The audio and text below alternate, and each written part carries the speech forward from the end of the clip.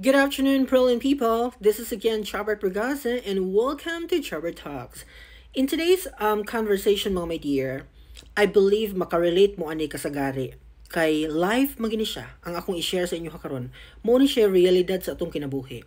Kanang bitong at some point sa ato ang life, natay ma-encounter nga tao nga dili pud siya magdugay sa atong kinabuhi. It could be kanang friendship nga relationship or pwede pod nga romantic relationship. Kana bang gugmahan ka sa usa ka tawo. Bisag kabalo ka nga dihado ka sa inyong relasyon, willing gihapon ka nga pugngan siya, willing gihapon ka nga huwidan siya because ang imong gugma nag-uros-uros anang tawhana. Not only to romantic relationship, pwede pod sa imuhang friends. Diba? Bisag kabalo ka nga giilad na ka, gigaragaraan na ka sa iyong circle, willing gihapon ka mo stay. Kay naamang gud sa ato ang batasan nga, dili nato kaya mo give up. Dili nato kaya mo let go og anybody sa atong kinabuhi, especially if the attachment is so intimate already.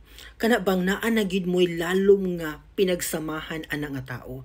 Daghan na kaay mga moments nga nag-share mo, malipayon mo together, unya one day ni decide ang tao nga mo move to another person, mo move to another place, unya iya kang biyaan sa ere. Nakasabot mo ana mga my dear. Mo bitaw nang ang lesson sa atong kinabuhi, no? We need to be ready all the time. Kay dili man nato kayang kontrolon ang desisyon sa usa ka individual. We cannot please everybody in this world. Kung mo desisyon ang usa ka tawo nga biyaan tawo tay mahimo. 'Di ba? Mas lugi jud kay ang mga babae ani sa tinuod lang. Actually, girls, you have to be careful. Mobito nang ang pagpili sa ato ang special someone or mahimong partner na to throughout sa atong kinabuhi is the most crucial decision that we're going to do in this lifetime. Kay imo man ang partner, wala man kakahibalo nga nobody can tell ba what the future holds. So what if kanang tao nga nag-invest kag too much sa imong emotion in the middle of your struggle, na pila na inyong anak, for example, we're talking about family. Daghan na mo'y anak nga nabuo, bigla siyang nagdesisyon nga muhawa sa inyong sa imong kinabuhi. Di ba? Munang ang girl, mugukod gud siya, moabot sa point nga magpakiluoy na ang babae, no?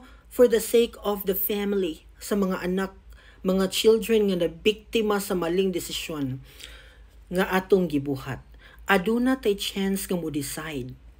Pero sometimes manggod dili ta maka-decide properly kay lagi aduna tay standard nga gi-create unya pag nakita nato sa usa ka tawo automatic dayon tang mo trust sa iyaha. But anyway, part gina siya sa ato ang life. Usa na siya sa lesson sa atong kinabuhi nga dapat natong dawaton. Hadlok siya nga realidad, but we need to understand nga at some point naagyud akong possibility nga ang tao nga atong gihigugma, ang tao nga na-attach kaayo ang atong kaugalingon. Again, wa ko naglimit sa romantic relationship. Any relationships nga pwede ma-involve, pwede. Ingon ana, pwede tang biyaan at any moment.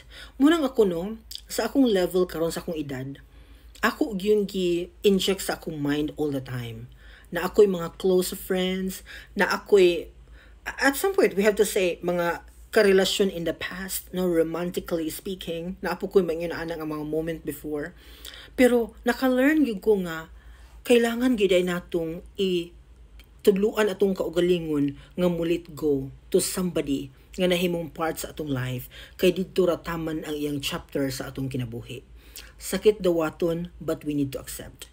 Kay, aside from kanang mo desisyon ang tao nga biyaan ta, pwede po biya nga mawala gid siya sa kalibutan for kanang for real. Mawala na gid iyang life here. Kuhaon na siya sa Ginoo, mobalik na siya sa langit.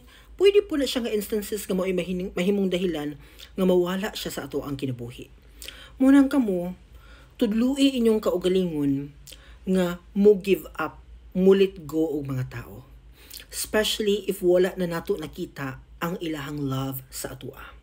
No? Kung makita gali nimo nga murag ang iyahang pagtrato sa imo from before and now dako na kay difference, biyai siya. Buhi siya. Ayaw pagpakiluoy.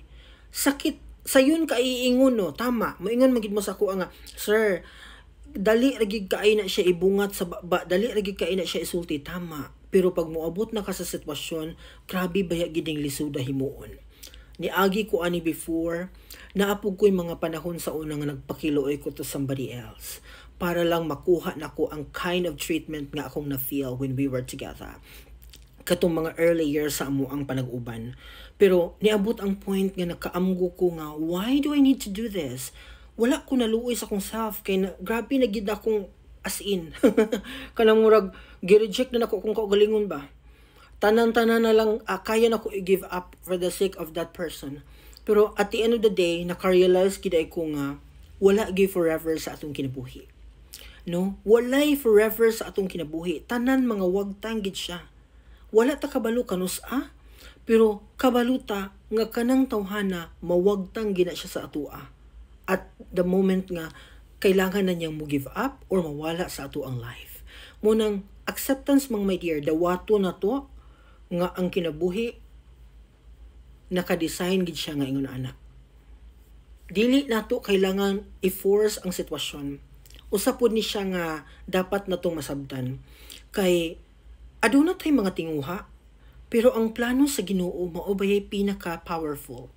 Muna nga isang at sa Ginoo tanan. Kung ang sitwasyon sa imong kinabuhi karon super difficult na gid siya, di nakakasabot. Kana bang Lord, nganong ingon ani man akong life karon, dili na ko ni deserve. Actually grabe po na akong ingon ani nga na nabungat po na ko ni nga mga linya. Katong pagkawala sa akong mama, bungat na ko ni nga linya mga my dear. Gi-ask gina ko ang Ginoo nganong ako, why me? Nga usa man unta ko kaanak nga naghigugma sa akong ginikanan 100%. Unya nganong sa ako man ni nahitabo nga sitwasyon. Ang lesson gid sa kinabuhi no, dawato nato ang mga realidad nga pwedeng mahitabo. Gusto na ko ni nga trabaho, gusto na ko ni makuha nga trabaho karon dayon, pero nag-ingon ang Ginoo paghulat kay naa ako'y gi-prepare para sa imo. So, patience is virtue good mga my dear. Kung willing ta magpaabot, kung kabalot ta maghulat, aduna tay madawat nga nindot kaayo at the end of the day. So, kung naay mawala, naay moabot. I think common as ato, di ba? Nakita ninyo ang usa ka dahon sa kanang season nila, sa 4 seasons sila here. Pag mga tagak na gali ang mga dahon, meaning to say, after winter season, adunay moabot nga manalingsing nga mga sanga, mubusikad ang mga dagkong dahon, mga bagong dahon, mamukadkad ang mga bagong bulak. So adunay gwapo kaayong talan-awon nga makita nato right after maka-experience ta og difficult moments sa kinabuhi. Mauna nga sakit man ang realidad, batudluan nato atong self to let go. Og dawato nato ang mga butang nga wala nato nakuha. Diba? Grabe ni mong paningkamot, fight kag sacrifice nimo tanan, effort to effort kidang show. Unya at the end of the day, out of 5 applicants, wala ka nakuha. Nay mga nga scenario sa itong kinabuhi, no? Kaingon ni mo, grabe po ang Ginoo. Uy, wala man lang ginagitanaw ang akong sitwasyon. Pero mind you, wala ka nag-expect, no? Nga after few years, gikan adtong grabe ka disaster nga life nga imong na-encounter because wala ka napili. Adunay niabot nga oportunidad nga grabe nakuha. Naka-encounter mo alam mga my dear? Ako no, grabe gid akong maingon jud ko nga living proof gid ang akong experience gid, maka-tell gid ko sa inyo nga sa DepEd pa ko. Grabe na akong paningkamot nga ma-promote pero wa jud ko natagaig chance. Hila ko sa tago mga my dear. Kay syempre, as a pobre, nangandoy biya puta nga mo improve ang atong sweldo. Unya kay aduna may mga tao nga muana gyud, mupugong sa ako ang success. Ay syempre, nabay putay pinaglalaban sa kinabuhi. So nagi mga taong di ganahan sa atua. So pildi ko adto mga my dear. Pero wa ka. After few years, adunay gihatag ang Ginoo sa ako. Labaw pa nga mas labaw sa makuha unta nako adto nga scenario. Mao nang salig jud mo sa Ginoo all the time. Kung karon questionable ang tanan, iampo ra na, paabuta ang tamang panahon, lihok paningkamot padayon sa kinabuhi. Kay at the end of the day, naay giandam ang Ginoo nga wonderful things for you nga masyak ka at the end of the day. Bye bye for now.